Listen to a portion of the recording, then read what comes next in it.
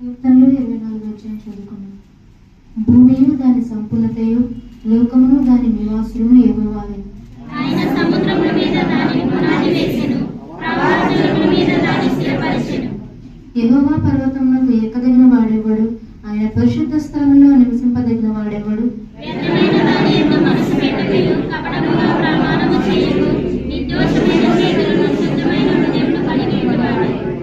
వాడు యెహోవా వలన ఆశీర్వాదము నందును, తన రక్షకుడైన దేవుని వలన నిత్యత్వమును నందును. ఆయనను ఆశ్రయించువారు యాకోబు దేవా, ఈ సన్నిధి వెతుకువారు అట్టివారే. గుమ్మములారా మీ తలలు పైకెత్తుకొనుడి, మహిమగల రాజు ప్రవేశించినట్లు పురాతనమైన తలుపులారా మిమ్మును లేవనెత్తుకొనుడి. మహిమగల రాజేవుడు, బలశౌర్యముగల యెహోవా, యుద్ధశూరుడైన యెహోవా. గుమ్మములారా మీ తలలు పైకెత్తుకొనుడి, పురాతనమైన తలుపులారా మహిమగల రాజు ప్రవేశించినట్లు మిమ్మును లేవనెత్తుకొనుడి.